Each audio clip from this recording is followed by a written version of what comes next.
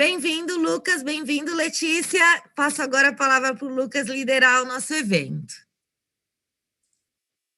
Bom, gente, boa noite a todos, boa noite, Thelma, Letícia, todo mundo que está no chat. Agradecer principalmente o convite para esse webinar. Estou recém entrando no tudo sobre a IoT e já estou gostando muito, aprendendo muito. Recomendo quem for, quem tiver aí vislumbrando alguma pesquisa, alguma coisa relacionada com a área de IoT, procura depois no site do Tudo sobre a IoT como pode se inscrever e participar do grupo. Então, obrigado, Thelma. Obrigado também, Letícia, por ter aceito o convite. Vou mostrar aqui, eu preparei uma apresentação e eu vou alternando ela à medida que for necessário. Primeiro, eu vou começar com alguma bibliografia básica, depois alguns conceitos básicos, depois Letícia entra com os cases que ela está trabalhando, e depois eu volto e a gente amarra tudo com a internet das coisas e como que ela pode ser aplicada dentro da construção civil. Né? São dois mundos gigantes que estão se encontrando aí e que dá para fazer muita coisa, e é isso que a gente vai explorar na noite de hoje. Bom, primeiro que tem uma bibliografia muito grande, tanto estrangeira quanto brasileira, que dá suporte para o BIM, né? Seja mais conceitual, seja mais prático, seja de uma maneira de aplicar, começar a inserir essa cultura dentro do escritório, dentro de uma construtora. A gente tem aqui o manual do BIM, que é o do professor Eastman, do Chuck Eastman, que infelizmente nos deixou no ano passado, um americano, e ele que digamos assim, o pai do BIM, né? Ele que deu as bases, ele que criou, né, muitos dos conceitos que a gente vai ver hoje. É fundamental que quem queira começar no BIM, né, que tenha acesso a esse material. Depois, né, o Guia da ASBEA, que é a Associação Brasileira dos Escritórios de Arquitetura, né, de boas práticas, é como inserir dentro do escritório, como que a gente trabalha dentro de uma construtora, como que a gente sai de uma tecnologia CAD, que muitos escritórios usam, né, para uma tecnologia BIM, né, mudar uma cultura. Acho que depois, com os exemplos da Letícia, vai ficar mais claro isso. Como que a gente muda uma cultura, né, um modo de ver a construção civil. A partir da introdução que Thelma fez, a gente já dá para entender um pouco isso, né? É um turning point. A gente vai, a partir dessa nova tecnologia, a gente vai mudar a maneira que a gente tem com toda a cadeia da construção civil, e o Guia das BEA é um instrumento importante para isso. Depois, o terceiro aqui, o guia, o caderno de especificações de projeto em BIM, do governo de Santa Catarina, que foi um dos pioneiros, né, um dos estados que começou junto com o BIM, né, na prática do serviço público, e foi muito importante. Muitos cases com os quais eles trabalharam foram de sucesso, e que serviu para as outras entidades da federação, seja federal, estadual, municipal. Ampliando um pouquinho mais, né, de percepção, né, tem essa publicação do governo da Inglaterra, que é o BIM for Heritage, onde eles mostram vários cases relacionando, né, a tecnologia BIM com o patrimônio histórico, né, principalmente de cadastro, de levantamento de dados e da operacionalização do ciclo de vida da construção. Esse termo a gente vai falar muito quando a gente fala de BIM, a gente fala muito de ciclo de vida da construção, porque a partir dessa tecnologia a gente consegue trabalhar, né, com todo o ciclo de vida da construção. Depois, né, outra publicação da professora Karin Kensek, que é Build Information Modeling, né, eu não esqueci de falar, a Thelma comentou, né, o BIM vem de Build Information Modeling, e também fundamentos e aplicações. A gente consegue, a partir da publicação dela, né, ter contato bastante com a prática. E, por fim, uma publicação brasileira do João Gaspar, que mostra a evolução, né, como que a gente chegou no BIM até hoje em dia, digamos assim. Ele faz desde do princípio, né, Thelma comentou que não é só a gente fazer um modelo virtual tridimensional, a gente começa a inserir dados, inserir informações dentro desse modelo. Aí, desde os primórdios, né, dos primeiros softwares de representação gráfica, havia essa intenção de inserir informação dentro dos elementos gráficos. E o João Gaspar, na sua dissertação de mestrado, né, orientado pela professora Regina Ruschel, da Unicamp, né, faz esse histórico, e é muito bacana de ver, né, todo o percurso que foi feito até a gente chegar até aqui. Depois a gente tem os marcos legais, né, tanto do BIM quanto do IoT. A gente tem 3 decretos, né, um foi substituindo o outro desde 2017, o mais recente de 2019, né, que dispõe da Estratégia Nacional de Disseminação do BIM e Comitê Gestor, onde coloca prazos, né, tem os prazos aqui, onde coloca várias metas para o governo, né, na instância federal, se adequar a essa nova tecnologia. Então, lá em 2028, está previsto que o modelo BIM a ser entregue, né, pelos que vencerem as licitações, precisa permitir o gerenciamento e manutenção depois da sua conclusão, né? Isso diz muito a respeito do que a gente vai tratar hoje, né? E dentro da bibliografia, a gente tem depois, né, em países como Estados Unidos, Nova Zelândia, outros países, quando o ente público entra, digamos assim, na jogada do BIM, quando ele começa a ser um ator também da tecnologia BIM na sociedade, a partir daí que há essa reconfiguração de toda a cadeia produtiva. Então, a gente está no início desse processo, e logo, né, já vai fazer parte da nossa vida aí dos engenheiros, dos arquitetos que trabalham né, com esses projetos. E também do IoT, né, que institui o Plano Nacional de Internet das Coisas e dispõe a Câmara de Gestão e Acompanhamento do Desenvolvimento do Sistema de Comunicação Máquina, a Máquina e Internet das Coisas. Né? É engraçado que os dois foram do ano passado, então, assim, existe aí uma convergência do governo, né, para essas tecnologias, e dá para ver que as coisas estão acontecendo, e quando essas duas tecnologias se encontrarem, de vez que a gente vai ter verdadeiramente uma revolução dentro da construção civil. Bom, alguns conceitos que eu vou trazer para vocês basicamente dos autores ali das publicações que eu mostrei antes, que ajudam a gente a entender, primeiro, a complexidade da tecnologia, que nem eu comentei, quando a gente vai fazer a mudança de cultura, né, de uma organização do escritório, de uma construtora para a tecnologia BIM, é mudar a cultura, né, de todo mundo que trabalha dentro do escritório, dentro da construtora, para essa tecnologia. A gente continua fazendo a mesma coisa, continua projetando espaços, né, mas de uma maneira diferente, com muito mais controle dessa produção. Então, primeiro que a gente tem que ter em mente é isso, é uma tecnologia, né? Não é só um software, não é só um software específico, né? Um conjunto de softwares que operacionalizam a tecnologia BIM, e a depender de qual ator você é dentro da cadeia, ele vai servir para o que você precisa, né? Seja como um projetista, seja como alguém do facility, seja alguém de imobiliário, de design interiores. Ele é uma tecnologia que consegue abarcar toda a cadeia, e a operacionalização a partir do software vai depender a partir de como você está atuando.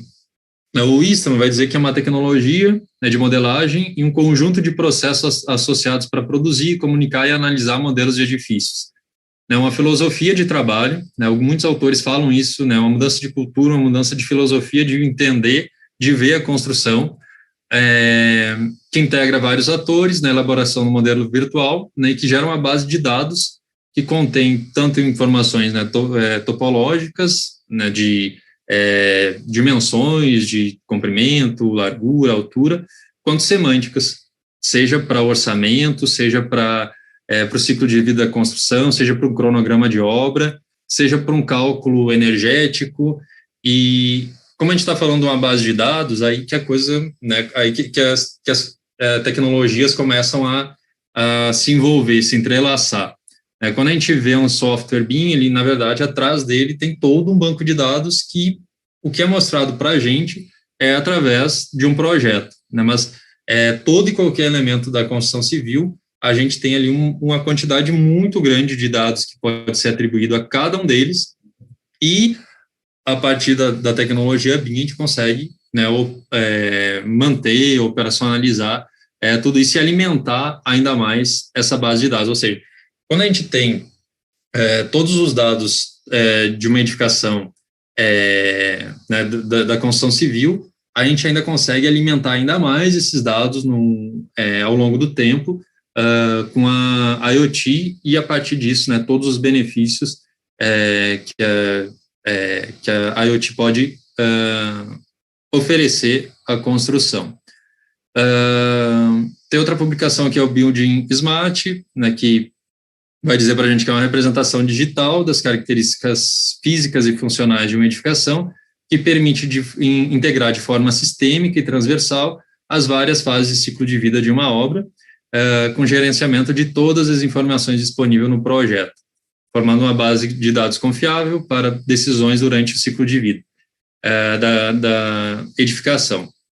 Ou seja, a gente tem num único modelo todas as informações de uma edificação, seja a parte física, seja os sistemas, né, os subsistemas hidráulico, elétrico, de combate a incêndio, de circulações vertical, horizontal. A gente consegue, né, a gente tem tudo isso à nossa disposição.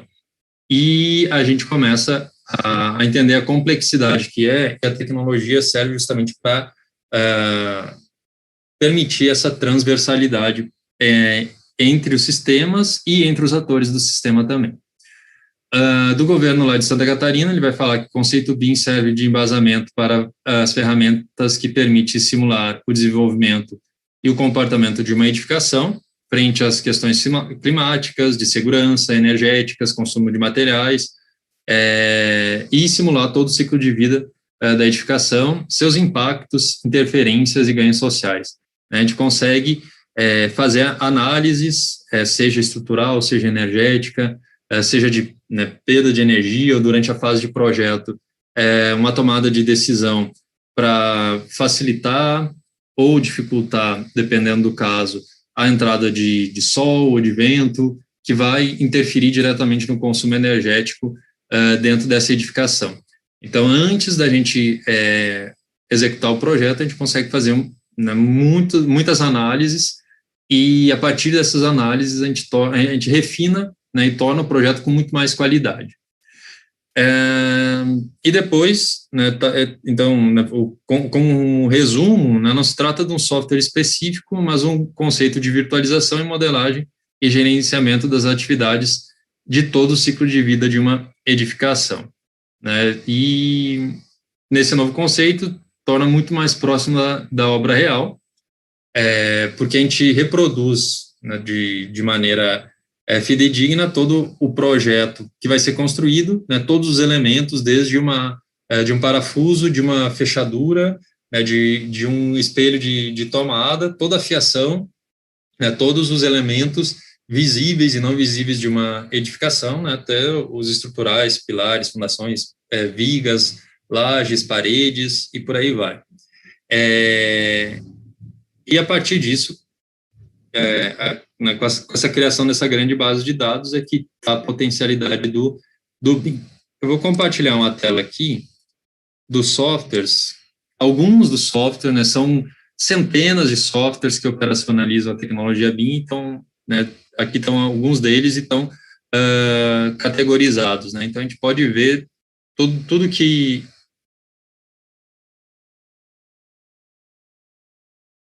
Deixa eu ver de novo aqui. Excelente, estamos vendo sim sua tela. Oi? Estamos vendo sua tela. Pronto. Então, de automação, né, alguns softwares que permitem automação, de documentação, né, quando a gente começa, a partir desse modelo tridimensional, gerar as plantas baixas, cortes, fachadas, perspectivas. A gente tem softwares específicos para isso. Os principais, né, de 3D Design, de arquitetura, o Autodesk Revit e o Graphisoft ArchiCAD, de visualização de dados, de 4D Planning, que é né, quando entra o tempo, de orçamento, de custo, de Facility Management, de Big Data, de análises e por aí vai. É só para a gente ter a ideia não é entrar em cada um deles, mas só para a gente ter uma ideia da complexidade que é operacionalizar essa tecnologia e as possibilidades que a gente tem com ela. Aqui, né, antes de passar a palavra para Letícia, né, para finalizar, então quer dizer que quando a gente está projetando dentro de um sistema BIM, a gente não está trabalhando apenas com um objeto tridimensional, mas a gente está inserindo todas e quaisquer informações possíveis dentro, né, do campo da construção civil que a gente possa imaginar. Isso, né, alguns softwares permitem a gente criar os parâmetros, que a gente informe a tecnologia, que a gente diga com quais dados a gente quer trabalhar, o que torna a tecnologia, né, ainda muito mais potente, né? Ou seja, a gente está trabalhando com dados, né, o próprio nome da tecnologia Building Information Modeling, a gente está trabalhando com a modelagem da informação da construção, né? Isso é muito mais do que apenas projetar, né, ou apenas determinar quais vão ser os ambientes, como que vão estar dispostos os espaços, né? A gente trabalha com dados, a gente trabalha, né, com as informações da construção durante todo o ciclo de vida dela. Certo? Então, passo a palavra. Interessante, Lucas. Antes de você enquanto a Letícia se prepara para entrar, diga. Vale para não é só para obras grandes, não é só para obras metalúrgicas, siderúrgicas, energia, todo mundo pode ter acesso. Sim, serve independente do grau, né, do tamanho, da complexidade do projeto, você pode utilizar BIM. Desde imobiliário, né, desde design interiores até grandes obras você consegue operacionalizar com essa tecnologia. E o que muda trabalhar num projeto com o BIM e sem o BIM? Qual que é esse ganho da gente trazer o semântico para a modelagem? Bom, assim, são vários, né? São várias facilidades que a gente tem a partir disso. Aí a gente tem que pensar em qual dado que a gente está inserindo. Por exemplo, se a gente for inserir os dados de custo, antes a gente tinha que ter um software auxiliar ou uma planilha independente que a gente começava a trabalhar o custo da construção, né? Então, quanto que custava fazer uma parede, pintar uma parede. Isso dentro da tecnologia BIM, essa informação de custo já está automaticamente inserida dentro da modelagem. Então, se a gente aumenta, digamos assim, quando a gente está projetando, a gente aumenta, diminui uma parede, a gente não precisa recalcular esse dado. Automaticamente a tecnologia, né, o software vai recalcular para a gente. Se a gente não quer mais uma parede, a gente deleta a parede, automaticamente lá no custo, na planilha orçamentária final, esse dado automaticamente já vai desaparecer. Ou se a gente insere uma nova parede. Isso, estou falando de um elemento único, mas imaginem, né, a complexidade que é a gente elaborar um orçamento de uma obra complexa, grande, a quantidade de elementos que tem. Se a gente olhar sob o ponto de vista do planejamento da obra, acho que quando a Letícia apresentar os cases vai ficar mais fácil da gente entender, né, a gente consegue antever, a gente consegue pré-visualizar como que vai ser essa construção, né, de um canteiro de obra, aonde que vão estar os elementos dentro do canteiro, como que a gente pode organizar esse canteiro de obra e saber exatamente a partir de uma planilha com todo o cronograma da obra. Então, a gente sabe, não sei, lá na semana 28, por exemplo, quais elementos eu vou precisar para aquela semana, né, quais elementos eu vou estar executando, eu vou estar construindo naquela semana, e quais materiais eu preciso quais recursos humanos eu preciso para aquela obra, para aquela semana da obra aconteça. Então, eu consigo, e como isso pode ser atualizado automaticamente, pode ser, né, por turno, por hora, até ou todo dia, toda semana, eu consigo acompanhar a obra e atualizar o cronograma de obra. Se eu for ver, sob um ponto de vista de organização da equipe, eu consigo ter dentro de um único arquivo vários atores trabalhando ao mesmo tempo, né? Então, durante a pandemia, por exemplo, eu acho que foi um teste aí para todo mundo que ou estava começando ou que já estava com a tecnologia BIM engatilhando, você consegue, num único modelo, ter vários atores trabalhando ao mesmo tempo. Você não precisa... então, você tem o engenheiro, você tem o arquiteto, e todos eles estão trabalhando num único arquivo, o que permite um tempo menor de projeto. Você tem um tempo maior na elaboração do projeto no início, mas depois que muitas decisões estão tomadas, fica muito mais rápido fazer o projeto, porque você não tem retrabalho, você não tem que refazer os desenhos novamente, como a gente tinha quando a gente fazia trabalho com a tecnologia CAD, por exemplo, né? Tinha alguma planta que precisava ser refeita. Então, eu tinha que refazer a planta, tinha que refazer corte, tinha que refazer as fachadas, tinha que refazer o cronograma, tinha que refazer o orçamento, e a partir da tecnologia BIM, tudo isso está integrado num único arquivo, num único modelo. Então, assim, as vantagens são várias, e à medida que a gente vai avançando mais, as pesquisas vão avançando mais, a gente vê, né, só ganhos em relação à tecnologia. Excelente, porque tempo é dinheiro, principalmente em obra, né? É interessante. E essa tendência, né, de otimizar com outros stakeholders o projeto, muito bom. Eu também fiquei impressionada com duas coisas que você colocou. Primeiro, a quantidade de ferramentas. Então, que bom, né? Que bom, facilita a gente não ficar refém, né, de uma ferramenta só. E muito interessante a gente ter um decreto oficial no Brasil, significa que o governo está pensando em como minimizar os impactos hoje que a gente vê de muitas obras não entregues. Então, espero que a gente, como cidadão, seja um dos stakeholders que tenha acesso à plataforma BIM dos projetos do governo, e muita gente que compete ou participa dessas licitações tem que obrigatoriamente conhecer. Muito bom. Em relação à pesquisa, a gente fica muito feliz que você é um representante dessas pesquisas, para sempre trazer informações atualizadas. Vamos lá, Letícia, a gente quer ver o que você tem para falar aqui com a gente, compartilhar a sua experiência. Obrigada, boa noite, Thelma, boa noite, Lucas, pessoal que está assistindo a gente. Queria agradecer o convite, né, em nome também da equipe do Deixa Lá Contar, a oportunidade de estar aqui e trazer para vocês cases de como aplicar o BIM na prática, de fato, é muito enriquecedor. Obrigada. Então, vamos começar apresentando para vocês alguns cases que eu já trabalhei e outros que eu já vi também, tá? Então, como o Lucas já comentou, quando a gente pensa em BIM, a gente tem que pensar em 4 pilares importantes: a estratégia, os processos, as pessoas e a tecnologia. Sem uma estratégia, o BIM não é sustentável em nenhuma empresa.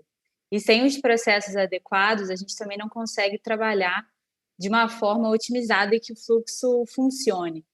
E a gente também depende das pessoas capacitadas, nos softwares que forem ser usados, em todo o processo de como que vai funcionar essa integração, e a tecnologia mapeada do que é necessário de recurso para que seja aplicado de fato à necessidade da empresa. Então, entrando um pouco quando a gente fala de processos, o BIM é muito utilizado para os processos de planejamento, Então, tem um vídeo aqui da Strata, é uma construtora irlandesa, e, assim, o BIM já é muito disseminado para obras prediais. Então, a gente aqui consegue perceber algumas funcionalidades. Então, você ter o modelo 3D em que você consegue visualizar a construção, facilita muito na hora da aplicação da obra, que às vezes você tinha que ficar andando com um monte de papel de projeto. Aqui a gente sempre tem no modelo virtual, a gente tem sempre a última versão mais atualizada. E também é possível, como o Lucas comentou, fazer essa análise para as próximas semanas de planejamento, né? O que vai ser feito, quais materiais que eu preciso, quando eu tenho atualização de projeto, de quantitativo, a gente já consegue tirar uma nova lista de material para comprar e consegue verificar também a integração do que já chegou no campo, do que está saindo almoxarifado. Então, essa visão assim de planejamento, ela é excelente. E aí eu trago aqui agora essa imagem para desmistificar também de que o BIM é só software, né? Eu vou implantar o BIM, eu vou implantar um software. Não. Dependendo da fase que você está do projeto, você tem vários softwares que podem ser aplicados. Então, aqui a gente consegue enxergar tanto a parte de design, quanto de construção, operação e manutenção. Cada empresa vai ter uma necessidade diferente. Quando a gente pensa em BIM, você tem que primeiro identificar quais são as necessidades, o que você quer obter de resultado, para você poder entender qual é a etapa que você está e quais são os softwares aplicáveis para o que você quer trazer. Então, não é simplesmente implantar um software e que todo mundo aprenda dele, e não necessariamente você vai estar trabalhando em BIM. Eu acho que é muito maior do que só a utilização de determinado software. Aqui a gente consegue ver também a quantidade de ferramentas que a gente tem no mercado, dependendo do serviço que vai ser feito. A quantidade de ferramentas é enorme, e aí é entender qual é a melhora que melhor se aplica ao seu projeto e à sua empresa. Então, falando um pouquinho agora de um projeto que eu participei, né?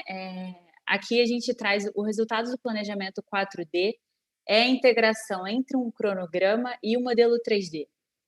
Nesse caso aqui era um projeto no setor de mineração, o cronograma foi feito no Primavera, e a gente recebeu o modelo, e foi feita essa integração, gerando, né, o planejamento 4D. E o que isso permite? Né? Quando você está na fase de planejamento do projeto, permite que você analise a sequência executiva, de como vai ser feito de fato na obra, para ver se está fazendo sentido. Às vezes, um cronograma de 1.000, 2.000 linhas, a gente acaba se perdendo em algumas ligações. Então, quando a gente faz esse planejamento 4D, você consegue visualmente identificar se tem alguma coisa que está sendo montada antes da estrutura estar pronta, por exemplo, se você está montando uma tubulação na frente de algum equipamento que vai estar passando ali. Então, essa visualização da sequência construtiva, ela, para mim, é o melhor benefício da gente fazer o planejamento 4D. E, além disso, você também consegue trabalhar na alocação de guindastes. Quando você tem a planta, você posicionar os guindastes para ver se ele vai estar permitindo com que a movimentação de carga seja feita de forma assertiva e que não atrapalhe outras atividades. Então, você também consegue analisar essas áreas de pré-montagem de estrutura no solo, sobreposição de atividades, se você está fazendo uma etapa antes do que ela deveria de fato estar acontecendo. Então, o planejamento 4D, ele é muito visual, e ajuda a entender também o sequenciamento da obra. Muita gente, né, não tem dificuldade de ler um Gantt, porque assim, se você não trabalha especificamente com planejamento, de fato não é uma forma visual de você entender como o empreendimento está sendo pensado. E o planejamento 4D, ele permite que você visualmente enxergue a obra sendo feita, e consiga associar o planejamento que foi pensado para aquela execução. Então, para mim, um dos grandes benefícios do BIM é essa dimensão de planejamento. Aqui, falando um pouquinho agora de projeto, né, a gente tem também o mapeamento de superfícies reais, com drone, captura de realidade para modelagem e cálculo de volumes de corte e aterro. Então, a gente tem aqui um exemplo da Autodesk, no Civil 3D. e também análise de camadas de barragem de concreto. Então, quando você vai fazer o planejamento, você quer simular essa sequência construtiva, visualmente você consegue enxergar essas camadas de barragem que você sempre faz pela cota, pelo volume de concreto, pelo volume de aterro.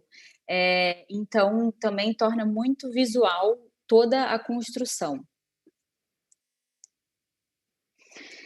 Aqui também falando um pouquinho mais de projeto, né? A gente tem um exemplo da Skanska, que é uma construtora finlandesa. Então, ela usou a metodologia para a construção de uma estação de tratamento de água para compatibilização de projetos. Então, como o Lucas mencionou anteriormente, antigamente a gente tinha, e na verdade a gente ainda tem, né, muito problema para compatibilização de projeto, porque os projetos são feitos por empresas diferentes, por profissionais diferentes, e quando você vai construir na prática, tem uma tubulação passando numa viga, tem um pilar num lugar que não deveria estar, você tem a instalação elétrica sendo feita no local diferente, então você acaba tendo muita interferência e muito erro e retrabalho para refazer esses projetos. E acaba sendo muito mais caro você refazer o projeto quando o empreendimento já está em andamento. Então, quando você faz a compatibilização de projeto antes, você consegue identificar essas interferências e minimizar os impactos dela na prática, tanto com relação ao orçamento, quanto com relação ao prazo de execução da obra, tá? E aqui na direita a gente também tem um grande case de sucesso da DPR Construction, é uma empresa americana. Ela aplicou o BIM num conjunto hospitalar e é de sucesso porque ela teve uma grande redução na obra de prazo, tá? Ela teve uma redução de 12 meses e não teve desvio de custo. Então, a obra conseguiu cumprir o orçamento previsto e ela conseguiu otimizar em 12 meses a construção efetiva do hospital. Então, é mais um exemplo de como o BIM pode ser usado na prática e tantos benefícios que a gente consegue colher em vários tipos de projetos. Então, seja eles prediais, seja projetos de mineração, seja projetos de plantas termoelétricas, refinarias. A gente tem uma infinidade de exemplos e aplicações reais também para mostrar que é possível, por mais que seja uma indústria complexa ou uma indústria mais simples, como você comentou mais cedo, Thelma, é possível a gente implementar e a gente tem diferentes níveis que você pode alcançar de resultados. Então, espero que tenha sido prático para o pessoal entender, né, como que funciona e quais são os benefícios que a gente pode colher. Nossa, show de bola, Letícia. Realmente se anteceder e trabalhar as interferências, realmente isso deve dar um resultado muito efetivo. E olha, nunca ouvi dizer de um projeto que tenha seguido à risca o seu orçamento. Então, o BIM está provando que isso é possível, já foi realidade num case, deve ter em outros que a gente ainda não tem acesso, e você que quer que seu projeto tenha essa realidade do orçamento previsto ser executado, já sabe o caminho agora, né? É interessante também que no seu case você citou outros dispositivos conectados da tecnologias de transformação digital, exemplo do drone, para tornar mais preciso, né? Porque o drone ele consegue captar as imagens em tempo real, então é um dispositivo conectado, que também a gente pode nomear ele como um dispositivo IoT. É muito interessante seu projeto, nessa linha do tempo, acontece muito rápido, e eu também estou pensando em outras pessoas que se envolvem dentro da organização, dentro de um projeto. Muitas vezes a pessoa que da área de compras, ela não tem a visão do que está acontecendo na obra. Com um sistema desse, cria até uma clareza maior da importância dela na organização, o que ela está fazendo, que vai representar aquele objeto chegar no prazo, porque ela tem algo visual para se basear, não é só alguém cobrando, não, tem que chegar, vem logo, ver o que está acontecendo com o fornecedor, isso tem que acontecer, porque agora todo mundo consegue acompanhar a evolução de forma remota, sem necessariamente ter que visitar a obra.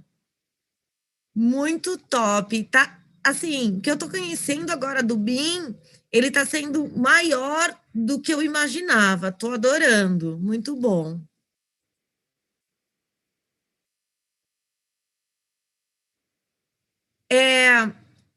Tem uma pergunta para você, Letícia. Você vê o BIM sendo usado numa construção de uma casa de 500 metros quadrados? Com certeza. Como eu mencionei antes, o BIM pode ser aplicado em projetos, desde projetos pequenos a projetos bilionários, que eu já trabalhei e tive a oportunidade de ver que é muito grandioso o resultado. E, assim, desde uma casa, a gente pode usar softwares como Revit para modelagem, mapear interferências. Então, você consegue fazer todo o planejamento e todos os projetos em várias ferramentas de BIM, né, para você poder acompanhar. Então, assim, a gente acho que assim, é até mais difundido, tá, em empresas de arquitetura e de design de interiores, a utilização de modelagem 3D. A gente tem mais famílias cadastradas nesses softwares para execução de obras prediais e residenciais do que até de plantas industriais. Então, a modelagem para uma casa de 500 metros quadrados, ela funciona perfeitamente. Excelente. A ferramenta Revit, né? Eu já tinha colocado o canal do Lucas, onde ele tem muitos vídeos práticos. Ele ensina a mexer na ferramenta, é uma das mais populares. Então, eu coloquei aqui como fixo no chat ao vivo, também convidando vocês para seguir e entender mais como coloca a mão na massa com esse software.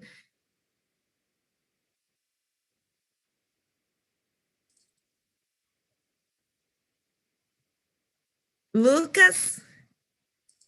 Pronto, só fazendo um adendo, no programa Minha Casa Minha Vida do governo federal, todo ele foi feito, modelado na tecnologia BIM, né, o que permitiu um controle também da execução, das obras, como eram modelos muito parecidos.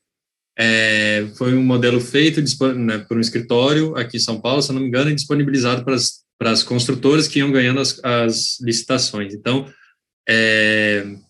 já havia desde antes, né, dentro do governo, e serve para todo e qualquer tipo de obra civil. Né, a gente está falando aqui de projetos pequenos até, mas ele serve para qualquer tipo de projeto. Bom, agora, a segunda parte, colocar a mão na massa, ou para justamente relacionar o IoT à tecnologia BIM.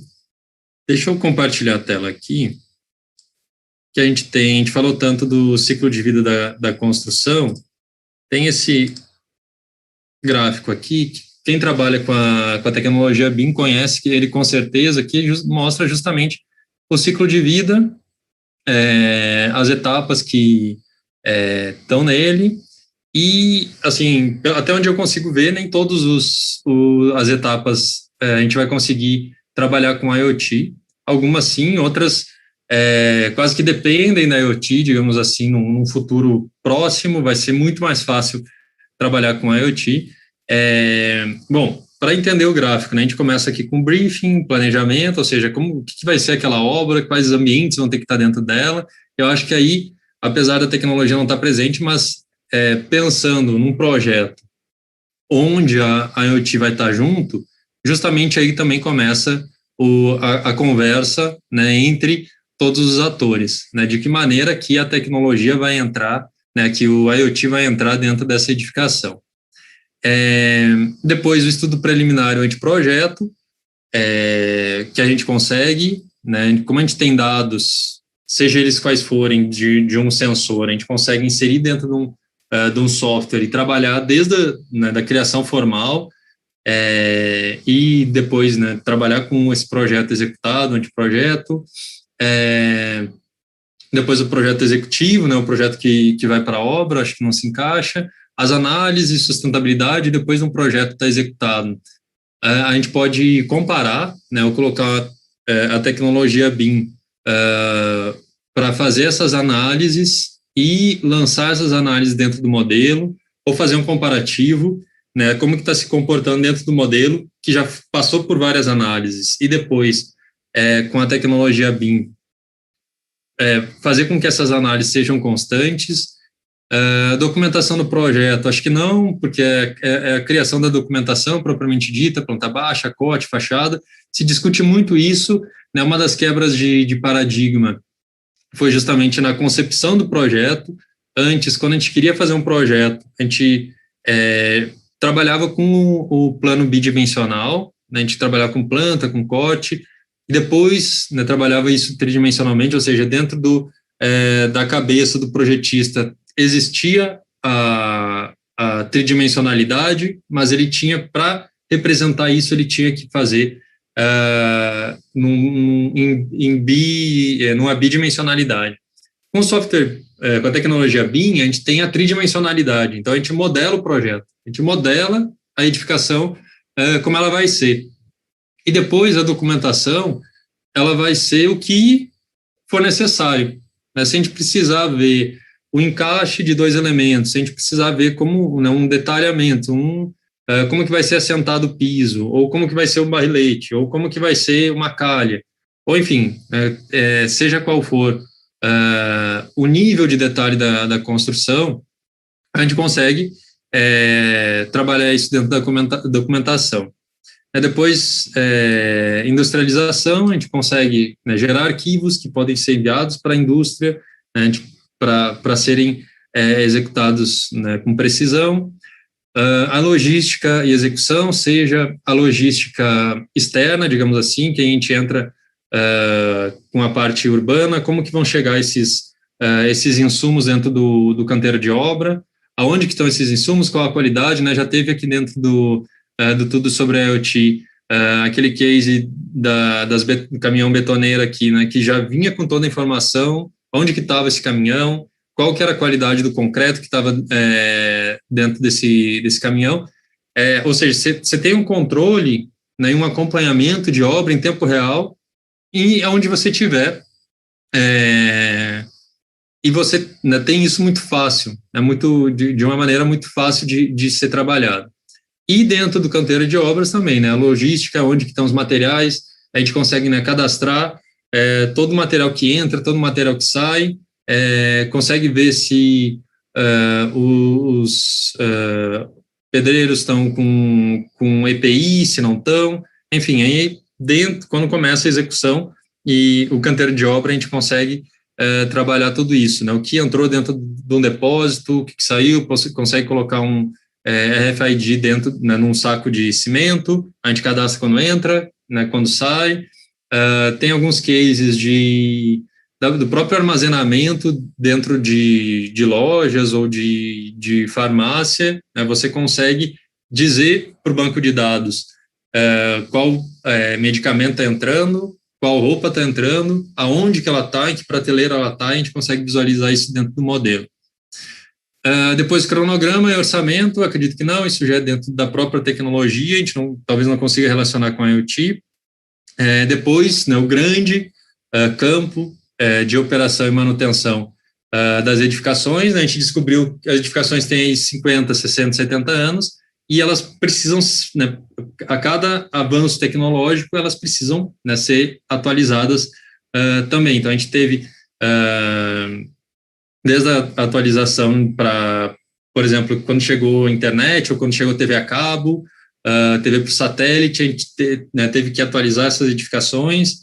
Depois, agora com IoT, né, tem um dos membros que trabalha aqui do Tudo sobre a IoT, que trabalha com carro elétrico, né, autônomo, como que vai ser essa interface de um carro autônomo chegando dentro de uma edificação, ele vai conseguir estacionar sozinho, por exemplo, ele vai saber qual vaga, ou ele já pode receber essa informação de qual vaga num shopping, por exemplo, num grande shopping center, que está vaga, e ele já consegue ir direto para lá. Enfim, então dentro da operação e manutenção, que eu acho que está o grande campo da IoT, e depois ou ele vai para demolição, ou ele volta, né, o ciclo de vida para renovação, a gente começa tudo de novo.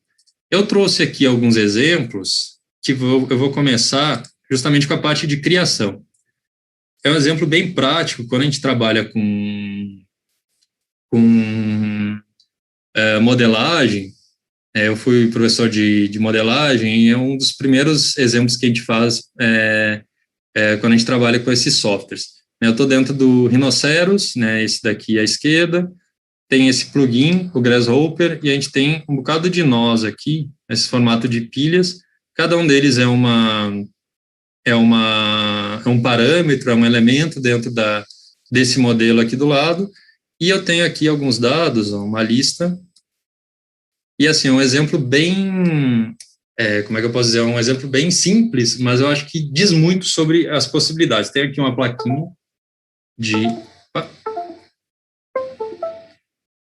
plaquinha Arduino com potenciômetro. Então, deixa eu atualizar o modelo aqui.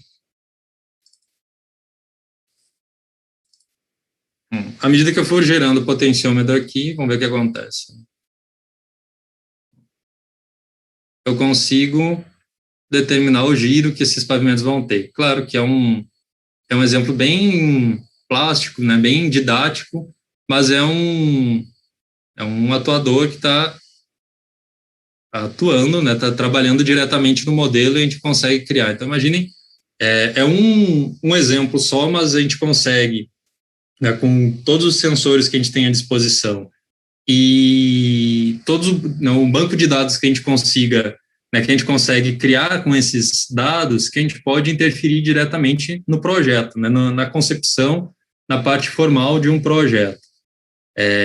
Então, a gente consegue, desde o início, a gente consegue ter essa informação dentro, né, a IoT dentro do projeto. Até aqui a gente consegue visualizar o ângulo, né, cada númerozinho aqui é o ângulo, ele vai, né, duplicando a cada pavimento, digamos assim, né, a gente pensar que isso daqui é uma torre, cada elemento desses é um pavimento, e ele vai sendo somado ao pavimento anterior, e a gente tem esse prédio, né, rotacionando dentro de um próprio eixo. A gente tem aqui outro exemplo de... Oi. Mostra agora a sua placa que está sem o slide, só para o pessoal ver o que você... Legal. Você está no mudo. Então, pessoal, acho que você viu que ele provou, né, num teste de bancada, como tornar o IoT acoplado com o BIM. E eu acho que, assim, para quem trabalha com a internet das coisas, o importante é você agora entender, quando você for trabalhar com obras, com arquitetura, de você entender como o seu dispositivo, que já está coletando dados, pode integrar esses dados junto a essa plataforma. Tem algum protocolo específico dessa ferramenta para receber os dados? Alguma regra especial? Não, tem assim, é um software, um plugin, né, daí tem dentro do plugin de instala o Grasshopper, o Rhinoceros, mas não tem protocolo, não, é uma coisa mais livre mesmo. Porque, na verdade, quando a plataforma nasce para ter vários stakeholders, ela já é meio aberta, digamos assim, para integrações, né? Isso, ela é pensada para isso. Claro, isso é um exemplo muito, né, simples do que a gente pode fazer na parte de criação, mas as plataformas, elas são abertas, elas dialogam entre si através de um arquivo, mas a gente consegue trabalhar ou criar, vem muito da cultura maker, a gente consegue criar muita coisa, inserir os dados que a gente precisa dentro do software. Interessante. E pessoal que trabalha assim, logística e transporte, algo bem desenvolvido no IoT, a gente trabalha a telemetria do carro e também a segurança das cargas. Então, para quem já é do IoT dessas áreas, é uma argumentação a mais que você começa a colocar no seu portfólio. Olha, quando você for negociar com um cliente dessa área de construção, você já pode falar, olha, eu tenho dados que, se você quiser, integra no BIM. Então, como a gente aproveita os negócios que a gente já tem, penetrando em outros mercados e explorando a potência das tecnologias que as outras áreas já usam. Então, você é uma empresa de tecnologia porque você tem produtos e serviços de IoT, agora começa a entender como as outras áreas que você relaciona está evoluindo de tecnologias para que possa ser integrado, e você certamente vai se diferenciar quando tiver que competir com duas pessoas que fazem entrega, uma que tem IoT e outra que não tem, e seu cliente trabalha com o BIM, ele com certeza vai optar por quem tem dados para potencializar ainda mais as ferramentas deles. E tem uma outra questão de clima, quando a gente fala de obra, quando chove, isso também interfere. Então, eu fico pensando, quem já está investindo hoje, né, na sua casa conectada, em outros dispositivos, quando você for fazer uma construção, você tem um histórico que você também vai poder integrar esses dados para o pessoal planejar melhor a sequência da sua obra. Interessante. Vamos lá, Lucas. Isso, não, assim, é pensar um pouco mais do que a automação. Claro que a automação acho que é o que está mais visível, que está mais na ponta, digamos assim, para o público geral, mas a gente consegue trabalhar, né, com esses dados de uma maneira muito mais potente. Entrando na parte de anteprojeto, né, de pensar um projeto propriamente dito, a gente tem esse hotel, WZ Hotel, Jardins aqui em São Paulo, que fica na Avenida Rebouças, não sei se o pessoal conhece. Ele é de um arquiteto chamado Guto Requena. O que ele fez? Né? A gente tem várias placas metálicas, ele colocou uma fita de LED embaixo dessas placas e colocou sensores embaixo, né, de ruído, né, para ler o ruído dessa avenida, e de medidores de qualidade de ar em cima. Aí, a partir de uma escala de cores, a gente consegue saber, né, como que está tanto a qualidade do ar, quanto a quantidade de ruído, né, em consequência, como é que está o trânsito naquela região da cidade. Né, uma edificação bem, bem grande, dependendo do ponto que você está da cidade, você enxerga ela. Então, a gente tem outra percepção da própria cidade. Né? Você não precisa ligar um aplicativo, não precisa ver o Waze para saber como é que está o engarrafamento na Rebouças. Você olha para um prédio e o próprio prédio informa para você. Ele também, né, eles desenvolveram um aplicativo que você baixa, né, no celular, e a própria tela do celular vira uma tela, que é a própria tela do hotel, né, dessa fachada do hotel, e você pode ou desenhar alguma coisa no seu celular ou falar alguma coisa no celular, ou vai virar, você começa a escrever letras e tal, vai aparecer, né? Eu já fiz isso, então, Lucas, estava escrevendo Lucas, apareceu o L gigante lá em cima, ou você falava alguma coisa, virava tipo aqueles gráficos de softwares de música. Então, assim, cria uma relação completamente diferente com as edificações e com a cidade. E de uma maneira muito simples, né? Se a gente for ver o que está por trás disso, é muito simples, né? São sensores e as fitas de LED que são programadas para reagirem à medida que os dados vão entrando, né? Mas um efeito visual, um efeito gráfico muito grande, né? Quem conhece essa região da cidade sabe como é, e é um case, né? Esse arquiteto é um arquiteto brasileiro e ele é uma referência, né, nas relações de tecnologia com arquitetura.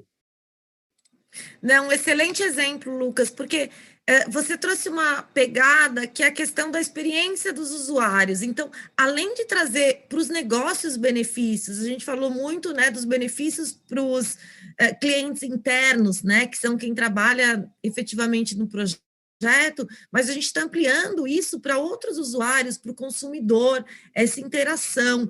E o mundo hoje está voltado para a experiência do cliente. E excelente, eu vou testar, quando eu passar por lá, eu vou testar, achei a ideia genial. Deixa eu aproveitar e colocar umas perguntas.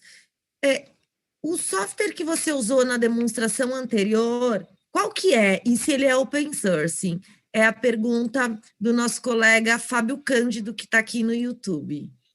O software ele é chamado Rhinoceros e o plugin, né, aqueles nós, aquelas pilhazinhas, é chamado Grasshopper. Ele não é open source, assim, o software é pago, o plugin não é pago, né, todos os plugins, você acaba instalando mais plugins para rodar dentro do Grasshopper, de análise solar, de análise estrutural, enfim. Aí é um mundo a par, também com muita pesquisa em cima disso, que cada vez mais, né, nos cursos de pós-graduação estão sendo trabalhados. Você está dando aula? Outra pergunta que chegou aqui, se você dá aula particular sobre BIM, do Murilo Grilo.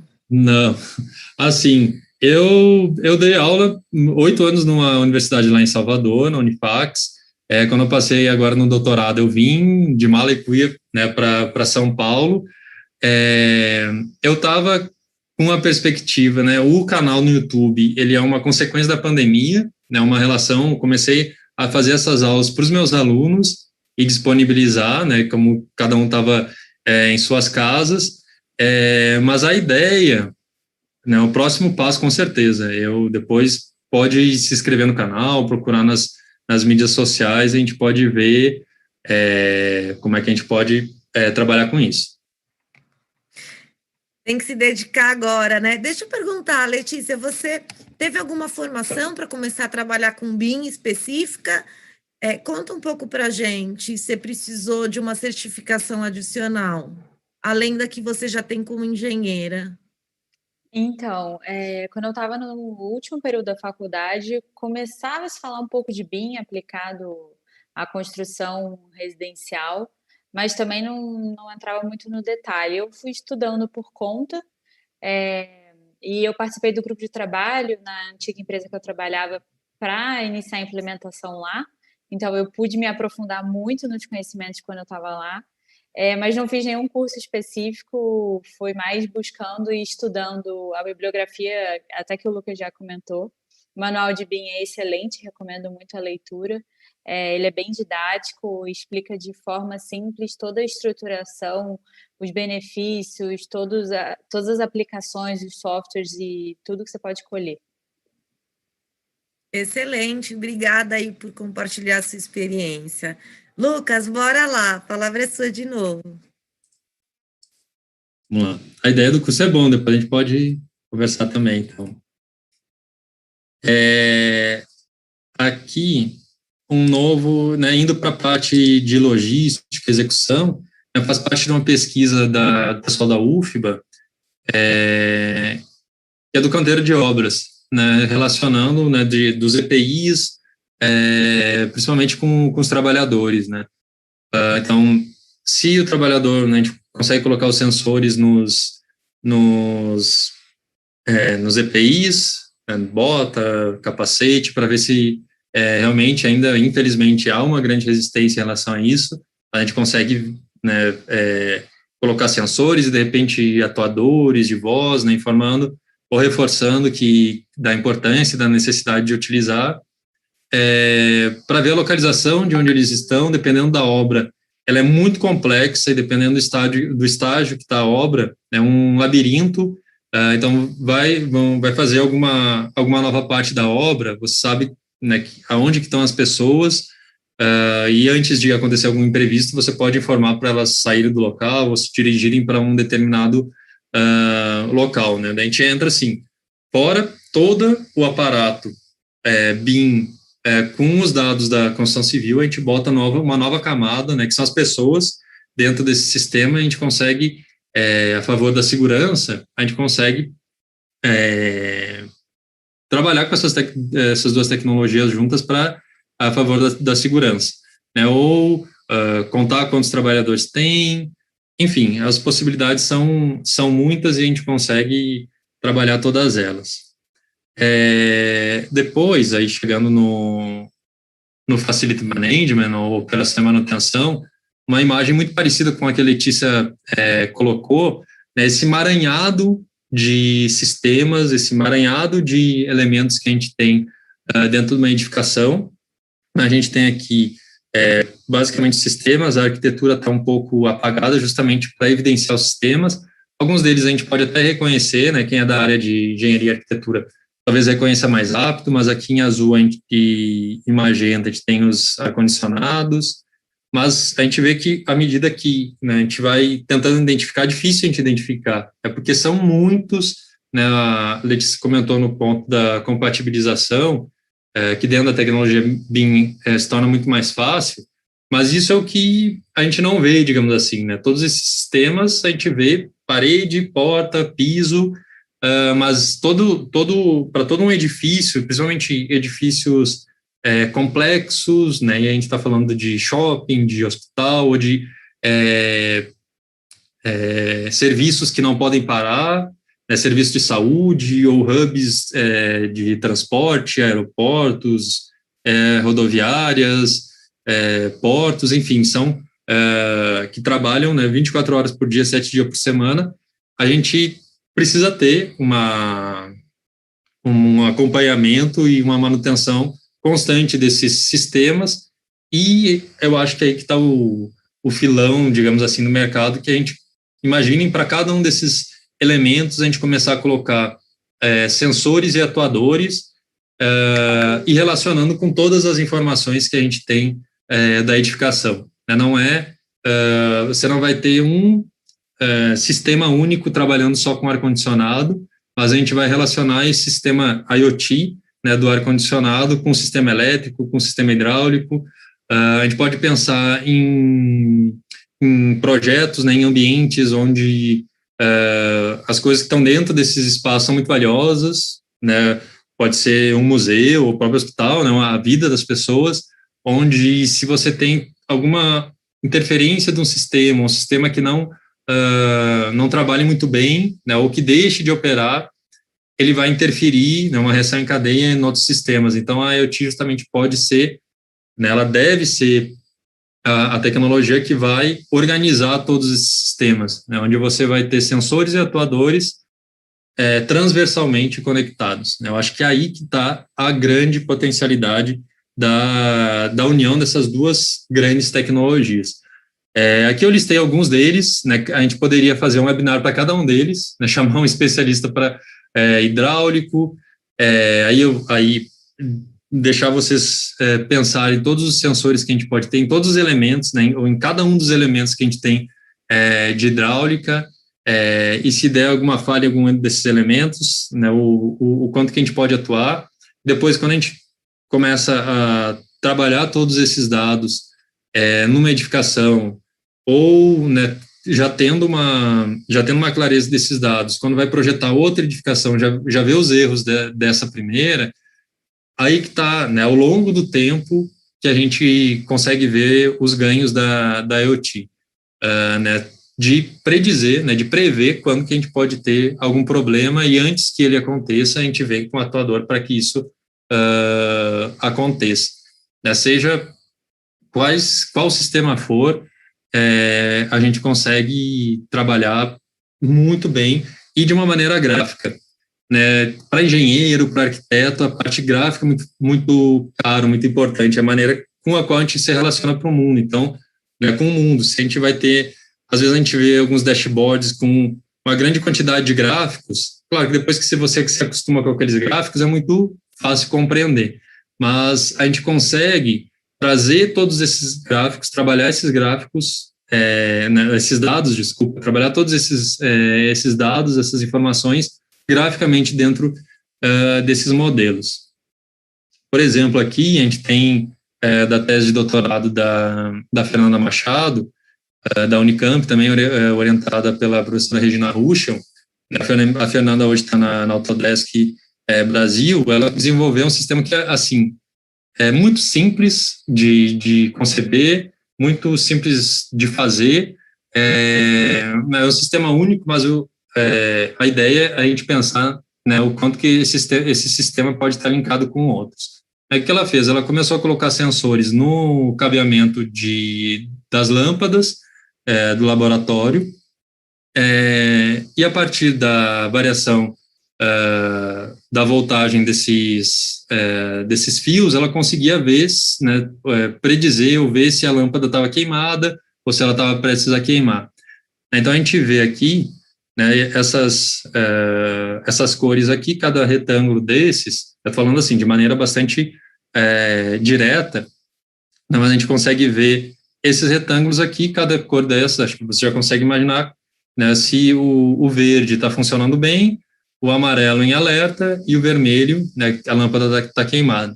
Claro que é um laboratório só, mas imaginem num grande complexo hoteleiro, por exemplo, ou num hospital, ou num grande shopping center, que nem sempre as pessoas vão estar circulando nos ambientes, né, ou os ambientes são tem muita restrição de acesso. Então, a gente consegue ver no modelo, né, em tempo real, isso aparecendo, né, na tela.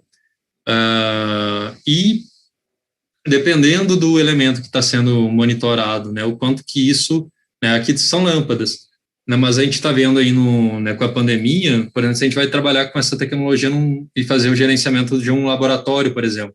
Imagina colocar isso no Butantan, que você tem trabalhando o tempo inteiro e que a produção não pode parar. Né, ou na Fiocruz, que estão, né, fornecendo grande parte, né, a maioria das vacinas para o Brasil. O quão benéfico seria se a gente tivesse todos esses dados, né, organizados e a gente vendo, não sei se eles têm, mas se a gente conseguisse ver todos esses dados de um ambiente que precisa de muito monitoramento, né, que a gente vê aí pelas reportagens, qualquer mudança de temperatura pode interferir nas vacinas. Então, é um ambiente muito controlado e eu acho que a tecnologia, né, a IoT, junto com o BIM, a gente consegue visualizar muito fácil esses gráficos aqui. Né, eu tirei da tese dela, é como a gente visualiza, né, como a gente operacionaliza isso dentro do software. Esse é o Revit. Né, então, ela criou essa quantidade de parâmetros e a gente tem aqui, né, se está além dos valores de operação regular, se está abaixo ou se está dentro dos valores. Então, a gente consegue ver através de cores isso trabalhando. No sistema estrutural, aqui ela fez com Arduino também, tem muito dessa cultura maker, de trabalhar com essas tecnologias abertas. Aqui já é um pouco um aparelho mais avançado, mas para fazer inspeção em estruturas de concreto armado. Né? Então, claro, isso aqui é uma montagem, mas a partir, né, desse dispositivo a gente consegue ver, digamos assim, tudo que está acontecendo dentro dessa estrutura, né? Toda a armadura, todos possíveis vazios, né? Dependendo do ambiente. Se for um ambiente de litoral, por exemplo, a gente, à medida, né, quanto mais vazios a gente vai tem dentro do concreto, o salitre, né, o sal vai tomando conta e pode corroer toda a armação dentro, identificar todos os elementos que estão dentro, né, trincas, enfim. A gente consegue ver dentro do concreto armado como que ele está, o que está dentro dele, dentro dessa estrutura. E mais um caso, né, para finalizar, sistema hidráulico, é um sistema que na Unicamp fizeram, que é de monitoramento da distribuição de água dentro do próprio campus da Unicamp, né, também com Arduino, então com esses sensores, né, passando. Isso aqui é um dos protótipos que eles fizeram, passando dentro da tubulação, a gente consegue ver, e aí, já, né, respondendo, né, dando mais um exemplo dos benefícios, né, eu sei que a Sabesp também trabalha com BIM, de evitar desperdício, né, numa maneira muito mais, né, numa maneira macro, a gente vê, né, se essa vazão, se diminui a vazão, se a pressão está de acordo com o esperado, né, se não está de acordo, acende lá um alerta para ver o que aconteceu, né, e não esperar horas, né, ou dias para que isso seja detectado. Então, automaticamente, a gente consegue visualizar isso e atuar já diretamente para que isso não ocorra mais. E eu trouxe aqui, eu acho que a gente pode também discutir em cima desse projeto, que é um projeto de TFG que eu orientei, do Gabriel Carvalho, do ano passado, que era uma proposta de um aeroporto pequeno, para a Feira de Santana, na Bahia. Imaginem, isso daqui está só a parte estrutural arquitetônica, né, mas todas as possibilidades que a gente tem de dados que esse próprio projeto, antes de ser executado, já tem, né, de elementos materiais, fornecedores, né, a gente tem aqui a sala de espera, lá a sala de desembarque, e aqui toda a parte de check-in e as esteiras de bagagem. E lá, no fundo, o embarque, propriamente dito, as aeronaves. Não é só esse modelo, unicamente por ele só, já tem uma grande infinidade de dados, e com a IoT, né, com todo o sensoriamento que a gente pode fazer, o cruzamento desses dados, né, seja a gente, né, inserindo mais dados dentro dele, a gente trabalhando esses dados, né, comparando dados, à medida que a gente faz alguma reforma, ou a gente vai ter outro fornecedor, outro equipamento aí dentro, a gente consegue rastrear esse equipamento, por exemplo, os equipamentos de raio-x, e informar para o sistema quando que precisa fazer uma manutenção, né, automaticamente. A gente não precisa olhar uma tabela para saber, não, realmente daqui a um mês, no mês que vem, precisa ir para manutenção. O sistema automaticamente consegue informar isso para a gente. Ou através de relatório, pode tirar relatório diário e vai dizer lá, não, essa semana vai precisar fazer manutenção nesse espaço. Ou, enfim, quando você coloca, né, o ser humano, ou operações, né, que são feitas por ser humano. Aí eu vou deixar assim para vocês, de tema de casa, já que eu sou professor, de pensar todas essas possibilidades que a gente pode, né, intercalar todas essas tecnologias. Eu acho que é justamente aí que está a grande revolução, digamos assim, quando a gente atingir todos, né, essas possibilidades. Claro, quando a gente atingir, já vai ter outra tecnologia propriamente dita, a gente vai estar aqui discutindo essa nova tecnologia. Mas um mundo de possibilidades, né, um universo que pode ser trabalhado, que os atores, né, tanto projetistas, né, quanto pessoal da IoT, quanto o pessoal da manutenção, tem para ser trabalhado, né? Nossa, excelente, Lucas. Eu, assim, que já conheço bastante do IoT, inclusive muitos dos benefícios que você citou, de conexões, a gente já aplicava. E eu acho que agora a gente consegue escalar mais fácil os nossos negócios, envolvendo outras áreas ou demonstrando de forma gráfica como você lida com todos esses benefícios que o IoT vai oferecer. A área realmente de facilities é uma área muito ativa, é uma área que está sempre correndo atrás do prejuízo. E a gente tem hoje a possibilidade de trazer mais inteligência para essa área. E eu vejo também que, novamente, né, você vai trazer mais qualidade para os serviços que você já presta. Então, eu acho que o que está vindo para mim, inclusive, eu acho que é o que o Lucas falou, o que está vindo para você, porque eu acho que essa live está sendo muito esclarecedora no sentido de abrir a possibilidade dos nossos negócios. Está vindo o que para você aí? Compartilha aqui com a gente no chat. Os membros também estão convidados a relatar sua experiência com o BIM, ou se quiserem perguntar diretamente para os especialistas. Mas o que eu vejo, né? Quem é da posição, uma empresa de IoT para vender os seus serviços, eu estou vendo que amplia muito o leque de quem vai ser, por onde a gente entra dentro de um negócio, quando a gente vai falar de IoT. Eu vejo que a gente está abrindo novas portas. Então, às vezes, a gente está falando com alguém de TI, a gente pode falar com outras áreas que vão entender o benefício que o IoT traz. Isso é muito interessante. Eu acho que no nosso canal já tinha um pessoal que trabalhava casa inteligente. O pessoal está vendo muito cases focados em organizações. Para pequena obra, como é que as pessoas começam? Para reforma, a Yasmin está colocando aqui no chat, o Marcelo tem a mesma pergunta da Yasmin. Como é que faz? Eu vejo que muita gente agora tem construído ou adaptado as casas para o Airbnb, né? Então, esse exemplo que você deu de luminária é um exemplo que pode ser aplicado, no meu ver, tá? Estou respondendo a minha visão aqui, Yasmin. É uma questão que você pode colocar para a pessoa ter uma manutenção preditiva. Eu não sei quanto custa um software de BIM, se todo mundo pode investir ou se realmente vai ser só organizações. Mas, de repente, me veio essa ideia na cabeça. Por falar nisso, quanto custa essas ferramentas? É caro para a gente começar a trabalhar com BIM?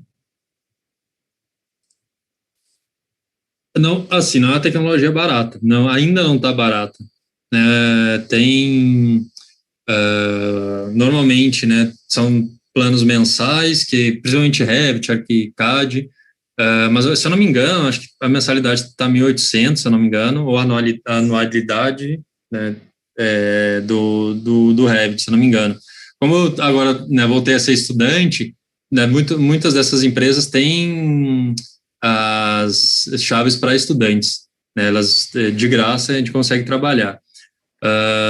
Mas, Lucas, é caro, mas assim, concorda que os profissionais dessa área, de uma forma ou outra, já pagam alguma ferramenta? Não tem como operar sem uma ferramenta, né? A longo prazo, você vai ter esse custo diluído, né? Porque à medida que você vai tendo mais projetos para trabalhar, para executar, para gerenciar, você vai ter esses custos diluídos dentro da tecnologia, né? Para implantar a tecnologia, que ainda há uma resistência, né? Porque você tem tantos custos para softwares, aí você vai ter que decidir qual software você vai trabalhar. Também para máquina, né? São softwares muito pesados. A gente tem, dependendo do projeto, da quantidade de dados do projeto, arquivos que chegam a 500 megas tranquilamente. Então, você vai ter que ter mais máquina, você vai ter que treinar pessoal. Então, assim, mas depois que passa toda essa parte de transição, o benefício que você vai ter, né, os custos que você teve para implementar, eles são diluídos, né, durante a operacionalização desse projeto, né? E, assim, os custos são muito diferentes também, né? Você tem softwares mais caros, quanto mais específicos, mais caros, e quanto mais abrangentes, não são tão caros, né?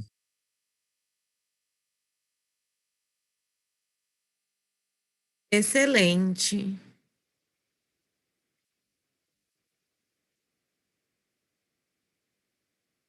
Você está no mudo, Lucas.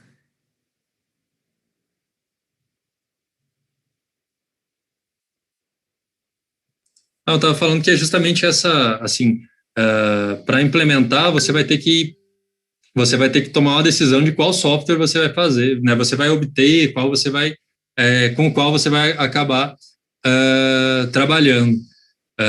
Então, uma decisão, né, anterior, digamos assim, vai ter que entender cada um desses softwares e, a partir disso, tomar a decisão com quais softwares você vai trabalhar ou com quais atores você está trabalhando. Então, vamos supor que você é uma construtora de um tipo de projeto que não é tão específico. Você pode trabalhar com um conjunto de softwares ou os projetistas, os outros atores, outros projetistas com os quais você está trabalhando, com quais eles trabalham. Claro, existe um arquivo padrão que dialoga entre todos eles, mas você vai ter que ver, né, com os profissionais com os quais você vai trabalhar para ver com qual software você também vai trabalhar, né? Não, e assim, quando você fala para a pessoa que você vai ter uma precisão maior para o orçamento dela e vai entregar a obra em menor tempo, esse investimento, ele justifica, porque até é algo, é um ponto fraco da credibilidade, né? Quando a gente fala em obra, tanto do arquiteto como engenheiro. Todo mundo que discute esse assunto, estou falando mais de forma popular, no grupo de amigos, a pessoa fala assim, quanto tempo vai ficar pronto sua reforma? Aí a pessoa fala assim, o arquiteto me falou em 3 meses. Aí todo mundo tem um caso para contar que aquele prazo nunca vai ser cumprido. E nós vamos mudar agora com o uso do BIM, isso daí vai poder ser mudado.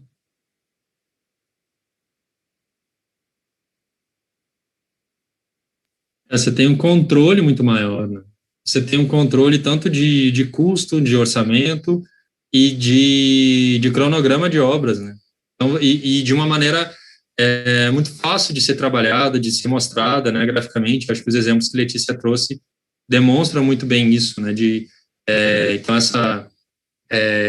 isso também para o serviço, né, para as licitações públicas, né, de você ter menos gasto de dinheiro público, porque você tem um controle maior do orçamento e do cronograma de obras, você consegue, a partir da obra executada, por exemplo, lançar um laser scanning que gera um arquivo para ver como que está a obra e você lança nesse modelo do projeto e você consegue entender em qual estágio está a obra, se é para essa obra estar se ela está com o cronograma correto, por que ela está, por que ela não está, e então, assim, esse controle só traz benefício, né, para todos os atores que estão envolvidos.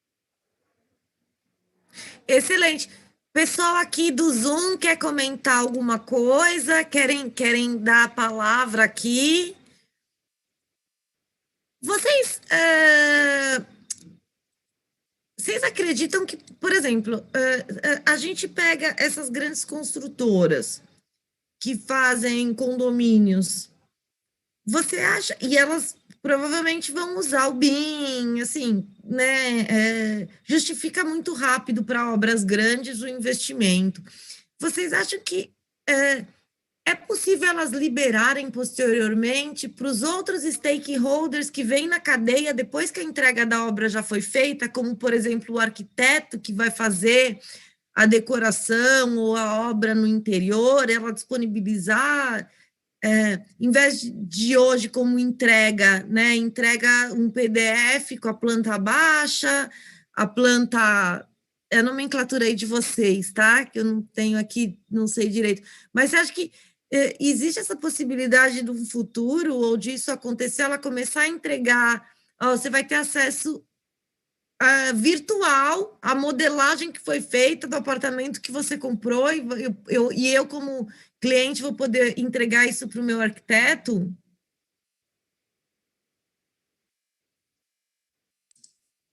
Acho que Letícia, né, como já desenvolveu os projetos, talvez dá para falar a experiência, mas eu acho que tudo isso é questão de contrato. Você pode disponibilizar o ambiente propriamente dito, você vai fornecer o projeto com as instalações. Aí vai depender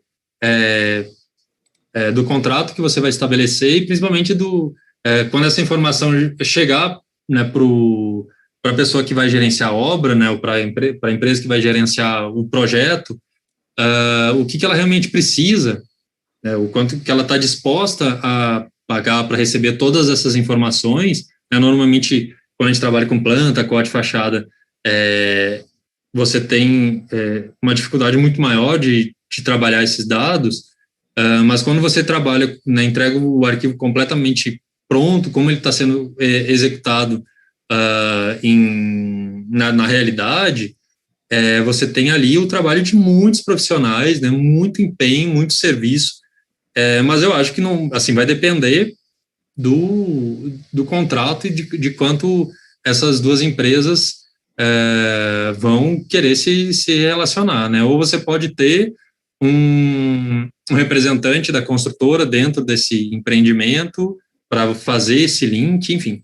Existem várias possibilidades de negócio depois que você trabalha com essa tecnologia. E também você me veio aqui também, Lucas, na mente, a própria administradora do condomínio, né? Que vai poder também trabalhar com as ações preditivas.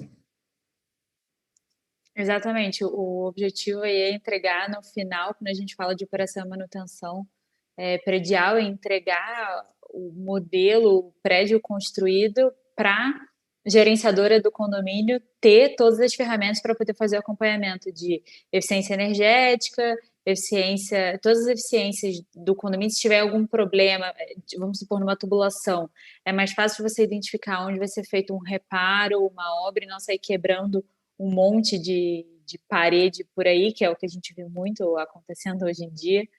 Então, o objetivo final é esse, é uma realidade, Thelma, não é um sonho, mas a gente, para novas construções, tem acontecido nas principais construtoras que a gente vê no mercado imobiliário, a gente consegue acessar cases no site, então já é uma realidade. Muito bom, muito bom. E isso vai, assim, quando a gente trabalha esses. Vai ser um patrimônio histórico, né? Daqui 100 anos, a gente entender que as obras que estão sendo construídas hoje, todas as modificações, a história dela, registrada para sempre. É isso mesmo.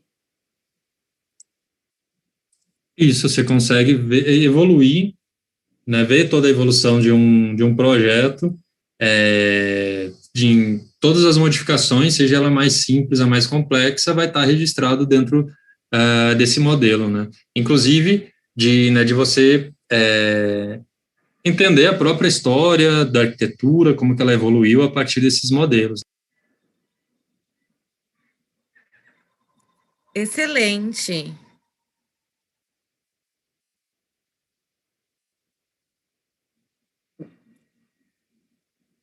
Tem mais coisa, Lucas?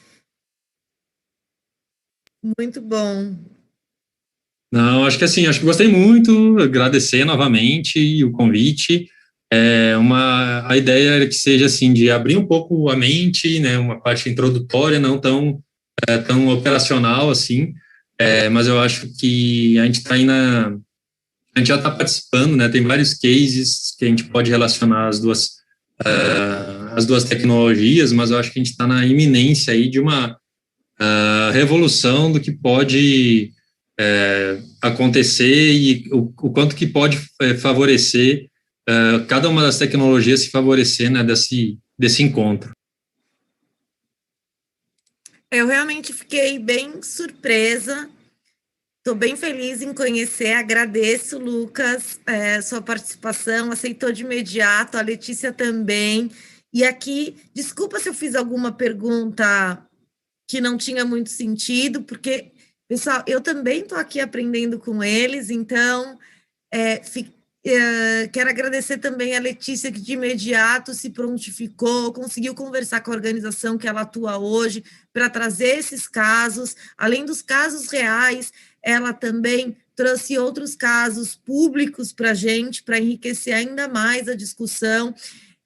Espero que você tenha gostado. Uma forma de retribuição para você que está aí no YouTube, registrar seu like, compartilhar, indica esse evento para as pessoas poderem assistir no replay, que realmente não são tecnologias tão populares, então, o que a gente está falando aqui pode trazer oportunidades para a gente desenvolver o brasileiro, que é o que a gente tem de melhor, que é essa questão da criatividade.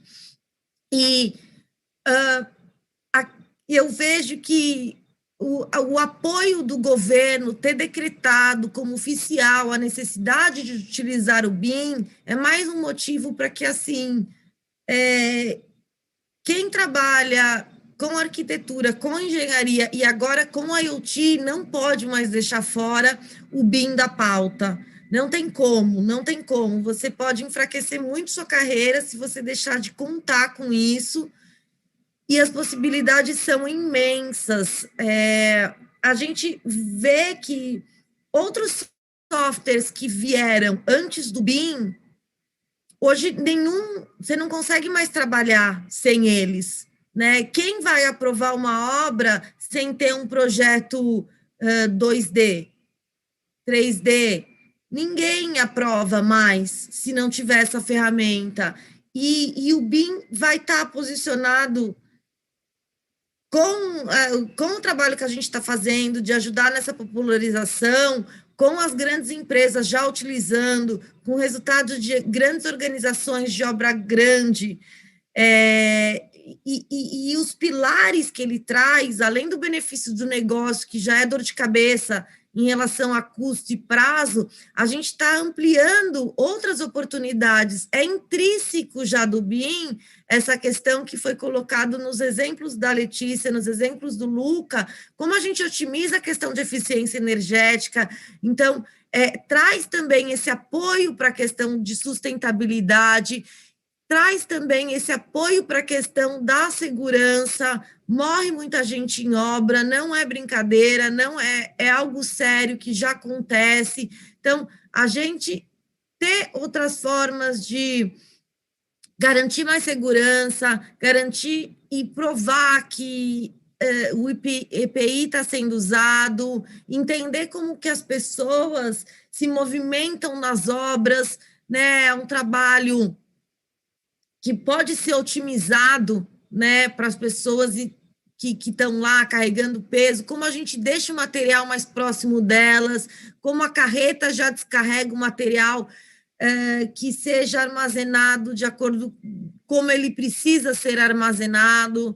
Então, é um ecossistema inteiro que é beneficiado. E depois de entregue, a gente ainda consegue trazer rapidez para a área de facilities, a gente consegue trazer outras experiências para o usuário, esse exemplo aí do prédio, de você se comunicar com quem está passando, muda os conceitos visuais, né? A gente já tem grandes nomes de arquitetos no Brasil reconhecido mundialmente, e agora a gente traz o digital para poder potencializar ainda mais a arquitetura e deixar as cidades, deixar o Brasil mais bonito.